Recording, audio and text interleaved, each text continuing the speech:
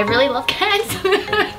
I'm kind of obsessed with cats, to be honest. It's just really nice to spend so much time with cats, as my cat is a solo cat and hates cats, so I can't have more than just her. So I kind of come and get my cat, my extra cat fix. So I've always really loved cats, and then we had a family friend who knew about the organization and they suggested I volunteer here, and I visited and it just seemed like a really fantastic place, so that's what inspired me to volunteer here. So I was actually talking with a good friend of mine about how when I retired I wanted to have, you know, be a big fosterer and pretty much just turn into a cat wizard, and she just said to me, why wait, do it now. So then I was looking around for local shelters where I could get involved, and I found Feline Rescue, and the rest is history. Volunteering here has had such a positive impact on my life. I say a lot, it's kind of, you know, it's my happy place, but it's also my meditative place. Being able to come here and just scoop some poop and pet some cats, it's so relaxing. I absolutely love it. And I never thought that I would say I love scooping cat poop, but it's on video. I'm an aerospace engineer. I work on a production floor, and all week it's just like a line of people who need things from me. And somehow it's easier when it's a cat needing things from you. I have a rather stressful job, and it's just nice to come in after work and just work quietly with a frightened cat or shy cat. My very first cat was an abandoned calico cat who happened to be pregnant. Fortunately, she wanted me present when she had her kittens, because she announced it. She came down to the living room and started wailing, and then turned back up the stairs and looked at me like, are you coming? And I watched the first kitten being born, and I watched how she dealt with these new kittens by washing their faces, washing their noses, letting them breathe, stimulating their circulation. And I thought that might be the key to working with some of the frightened kittens, is to kind of be the substitute mom. Learned that if I would stroke a frightened cat on the forehead, right behind the nose, just like the mother would do to the kittens, they would almost invariably close their eyes and put their heads down. But I call that trying to reach the inner kitten. Another cat there now too, that was named Stig, who was a tuxedo cat that came in and was pretty much staring at everybody and was immobile, and we weren't really sure if he was feral or had been a traumatized stray domestic cat that had a home at one time. But I was determined to turn this guy into at least a somewhat contented cat, and that's the story where I had some help. I have noticed over the years a phenomenon that I call the buddy cat. And the buddy cats are usually young neutered males who are neutered before they have a chance to have all their instincts fully developed.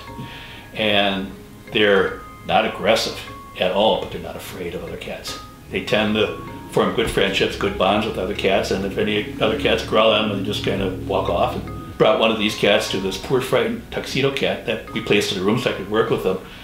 And immediately the frightened cat let out kind of a weak meow, and this buddy cat named Starlight started grooming him on the top of the head and gave him a couple of headbutts. And then from then, this frightened cat got better and better and better, and finally got to the point now where he's out roaming and anybody can approach him. But I had to have a little help with him. Some cats are very timid, and some cats are very aggressive. And for me, what's most rewarding is just watching that change over the time that they're here with us at Feline Rescue. Some cats are a bit older. Some cats are a little more aloof. Some can be a little aggressive. There's a cat named Jemima Puddle Duck, and she was having a hard time adjusting, and I always had to clean her kennel, and she was so unhappy with me most of the time. But then when they worked with her and she became the office cat and they got her calmed down, I remember the first time she let me pet her. It was wonderful. I filmed it on my phone and sent it to everyone, and it's very good work. It's fulfilling and it makes me feel happy. The real reward is all of us kind of working with the cat, especially the socializers, to make the cat feel more at ease, and just to feel like there's a person that this cat will fit in with, and vice versa, and they will fit in with each other, and just to see that happen. It's extremely rewarding, especially when it's a cat and a person that come in and just like really strongly connect with each other, and it's like I don't know, just seeing all that makes it kind of feel like, oh, the cat was just here like waiting for that one special person to finally come in and find them. One thing we do really well here is matching the right person to the right cats. He was definitely like fit his name here, Bolt, of bolting out the back door.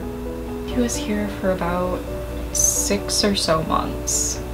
My first encounter was kind of funny. He's like one of the most frightening cats maybe I've ever encountered for the first time here. He was just like hissy, growly, but he seemed to settle down a lot more once he got used to the place. He's not exactly like the star cat in any sort of like situation with other cats around. So I think he just got passed over a lot of times, and he's a lot more sweet and affectionate when it's just him on his own, when it's quieter. I decided to adopt him when I was in the back room one day. I just kind of was visiting with another cat and I sat down on the floor and he just jumped right in my lap and curled up, and I decided to take him home.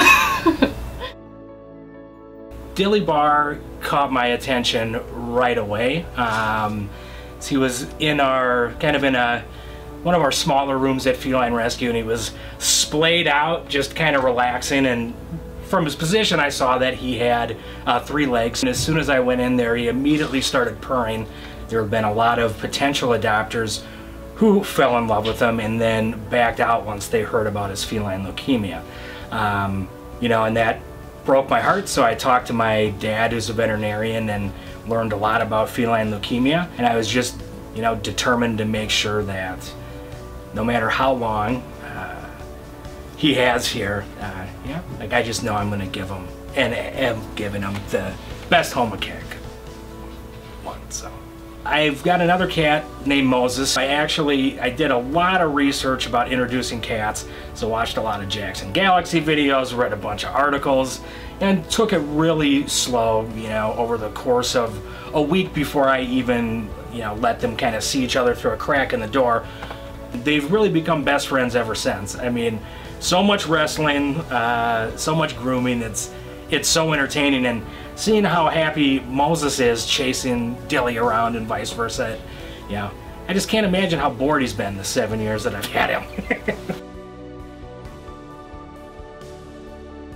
It's a really great experience every week to come in and get to see the cats and their progress and everything, especially working in the medical area, to see the cats get better and then come out onto the floor and find their people. It's really fun to watch them go home. It's my favorite part of my week. I get to be with all these really nice cats. They're very sweet in their own ways. I mean, even the ones that aren't as friendly are just, you get to see them grow and learn to trust people. It's a good feeling just to see them finally get homes.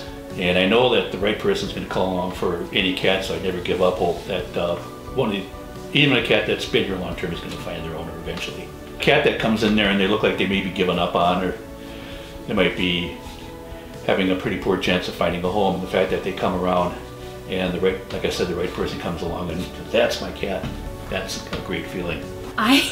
When Jemima went home, I had to hide in here and cry. I was so happy. She has people who she will love and she'll trust, and I couldn't give her a home, but they found a home for her. And she went from this angry bundle of teeth and claws to this sweet girl who has windowsills to sit in now.